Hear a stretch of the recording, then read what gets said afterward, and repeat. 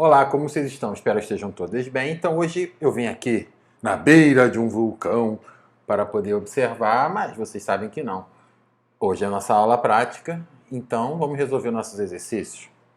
A gente já fez bastantes exemplos. A gente já fez alguns exemplos quando a gente estava falando na parte teórica. Então agora eu vou só complementar com algumas ideias, pegando alguns elementos do livro e por aí vai. Então assim, né? Vamos pegar esse primeiro exemplo aí que está falando o seguinte: determine o valor de L para que as seguintes funções sejam contínuas nos pontos dados. E aí, como é que a gente resolve um problema como esse, né? O que eu sei? Isso aqui, né? Essa é uma função racional. Então ela é contínua, exceto no valor que não pertence ao domínio dela, que aqui no caso é zero. Claramente é só ver quem é que zera esse denominador. Então, na verdade, esse problema está dizendo que é um problema de uma descontinuidade removível. Ele está apenas dizendo que eu tenho que escolher qual deve ser a imagem do zero para que essa minha função racional ela seja contínua no domínio real, né? Que ela já é contínua em todo o seu domínio. Então, como é que a gente faz isso, né? A gente vai lembrar do que a gente estudou na aula, que eu vou dizer que uma função é contínua em A, né? Quando o limite de x tendendo a A de f de x existe, né? E é igual à imagem do A. Então, aqui a imagem do zero, que é o nosso ponto delicado, ele deixou a minha escolha, né? É justamente isso que eu preciso descobrir. Então, basta eu encontrar esse limite. Então, na verdade, esse problema que parece um problema difícil de continuidade, não, é só resolver um limite. Então, eu faço aqui, né? Limite de x tendendo a zero, de quem, né? X ao quadrado menos x sobre x. Se eu faço a substituição, isso aqui é zero sobre zero.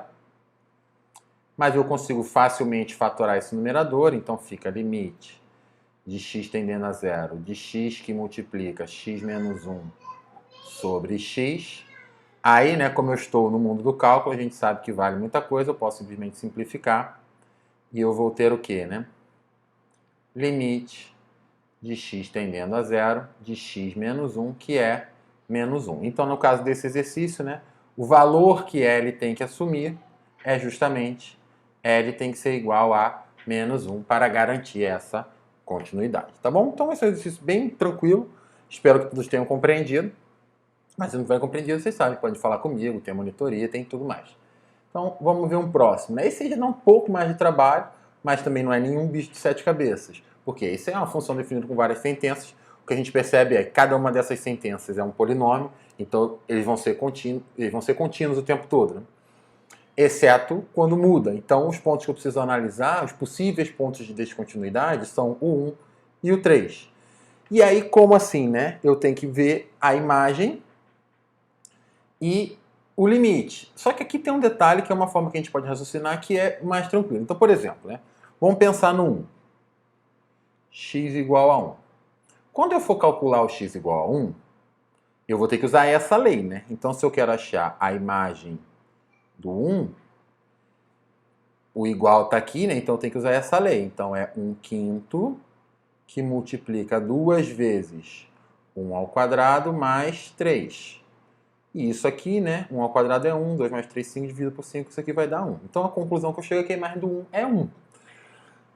E aí na hora que eu for fazer o limite, né? Que eu tenho que calcular o limite de x tendendo a 1, como aí tem duas sentenças, né? Eu vou precisar separar esses limites laterais. Mas aí tem uma dica, né? Não é uma dica, é uma percepção que a gente precisa ter. Eu já não calculei a imagem do 1? Já. E aí, para usar a imagem do 1, não é... Eu não sei que a imagem do 1, eu não usei a lei para os menores ou iguais a 1. Como essa lei ela é um polinômio, eu sei que esse polinômio ele é contínuo. Então eu posso afirmar sem medo que, como a imagem do 1 usa esse polinômio e o limite de x tendendo a 1 pela esquerda usa esse mesmo polinômio, o limite de x tendendo a 1 pela esquerda vai ser igual à imagem do 1, que no caso é 1. O que vou ter que fazer aqui no caso é o limite de x tendendo a 1 pela direita, que aí vai ser um pouco diferente. Por quê? Porque eu estou usando o outro polinômio, então eu preciso verificar aí esse valor. Então ele é 6 menos 5x, que vai ser igual, né, que é imediato, né? 6 menos 5 vezes 1 que é igual a 1. Então, o que eu percebo? Que o limite de x tendendo a 1 dessa função é igual a 1, que é a imagem do 1 pela função. Então, o que eu posso verificar é que essa função ela é contínua para x igual a 1. Então, eu posso anotar isso, né? Ela é contínua para x igual a 1. Aí, o que eu tenho que analisar agora é o outro candidato à descontinuidade, né? Que é o 3. Então, de novo, faço a imagem do 3. Que é usando agora essa lei. Então vai ficar 3 menos 3, que deu 0. Beleza? E eu tenho que calcular o limite de x tendendo a 3 dessa função. Mas aí aqui se inverte, né? Porque eu usei esse polinômio aqui para fazer a imagem, que é o polinômio que eu vou usar para o limite de x tendendo a 3 pela direita. Valores maiores ou iguais. Dessa função, como eu já calculei, eu sei que isso aqui é 0.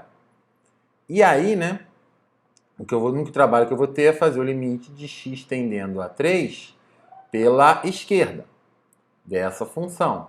Porque aí agora eu já não vou usar mais esse polinômio, porque tendendo a 3 pela esquerda é por valores menores que 3. Então eu vou usar esse, né?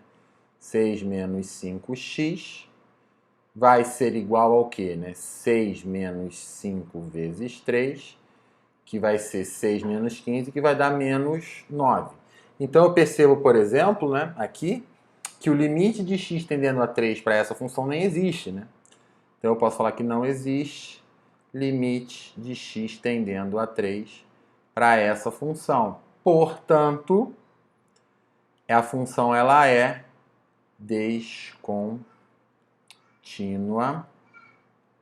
para x igual a 3. Beleza? Então, dois exemplozinhos básicos. Depois vocês vão ter outros exemplos para fazer. E aí, por último, o que eu queria ilustrar mesmo, né, nessa aula que eu acho mais importante, é esse problema aí, né?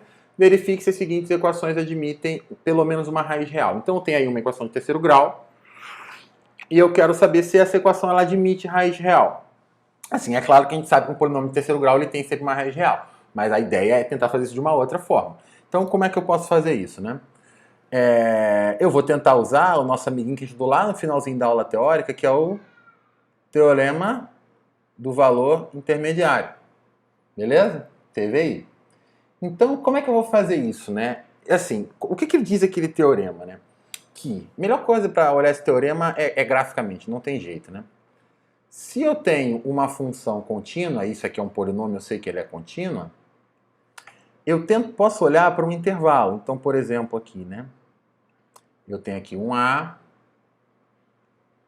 e eu tenho aqui um B. Eu olho para a imagem do A, f de A. Eu olho para a imagem do B, f de B. O que eu posso afirmar? Que todo mundo aqui no meio é imagem de alguém. Esse que é o grande truque, né? Como a função ela é contínua, todo mundo que tiver entre a imagem do A e a imagem do B, isso em Y, vai ter que necessariamente ser imagem de alguém. Então qual é o truque, né? Para a gente, por exemplo, olhar esse polinômio. E esse polinômio ele é bem tranquilo de fazer, porque ele é um polinômio de terceiro grau. Então eu sei que quando, no caso, né, como o coeficiente líder dele é 1, eu sei que se o limite vai para menos infinito, esse polinômio vai para menos infinito. Se o limite vai para mais infinito, esse polinômio vai para mais infinito. Então, eu sei que se eu escolher um valor suficientemente pequeno, o resultado vai dar negativo. E um valor suficientemente grande, o resultado vai dar positivo. Então, por exemplo, eu posso pegar esse cara, né, tratar ele como uma função. Então, f de x é igual a x ao cubo mais x ao quadrado menos 4x menos 15. Então, primeiro eu calculo a imagem dele. No zero. Escolhi o zero. Então, o zero vai ficar 0 ao cubo mais 0 ao quadrado menos 4 vezes 0 menos 15. Isso aqui claramente dá menos 15, beleza? Então agora eu tenho que escolher um valor para fazer essa brincadeira dar positivo. Então eu vou pegar aí um valor, vou pegar 4, tá? Vou, por exemplo, calcular a imagem do 4, não fiz isso antes, não pode ser que dê errado. Vai ficar 4 ao quadrado, ao cubo, mais 4 ao quadrado, menos 4 vezes 4, menos 15. 4 ao cubo, né, é 64, mais 16, menos 16, menos 15. Então, no final, isso aqui vai ficar quanto, né? 54, 49, eu acho, tá? Então, assim, o que que eu posso afirmar? Como? Vou trocar até de cor aqui, ó. A imagem do zero é menos 15 e a imagem do 4 é 49. Para qualquer valor entre menos 15 e 49, existe alguém entre 0 e 4 cuja imagem desse cara é esse valor. Então, se eu escolho como valor aqui, né, em particular, o zero, pelo teorema do valor intermediário, existe alguém, ó, pelo teorema do valor intermediário, existe alguém, um C, entre o 0 e o 4, tal que a imagem desse C vai ser igual a 0. Beleza? Isso é bem interessante. Assim, eu vou fazer graficamente para ilustrar, porque isso é uma ideia importante. Então, ó, imagina que eu fiz aqui um gráfico bem feio. O que que eu vi? Que a imagem do zero é menos 15. Menos 15. Então, a função ela passa nesse ponto. E a imagem do 4, eu sei que está desproporcional, mas é só para entender a ideia, é 49. Então, a função ela passa nesse ponto. Como ela é contínua, eu tenho que sair daqui e chegar aqui de alguma forma. Não importa o que eu faça. Se eu saio daqui e chego aqui, se eu faço essa tentativa, acertei a raiz aqui. Ah, mas se eu fizer assim, não importa, porque eu tenho que chegar lá no final. Eu tenho uma raiz aqui. Ah, só tem uma, pode ter mais? Pode ter infinitas, eu posso fazer assim, ó. O que eu consigo garantir é que, como a minha função ela é contínua, eu vou ter esse valor intermediário. Então tá bom? Então é isso, gente.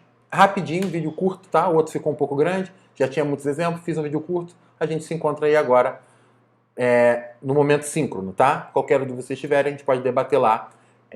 Força aí, tamo junto e até o próximo vídeo.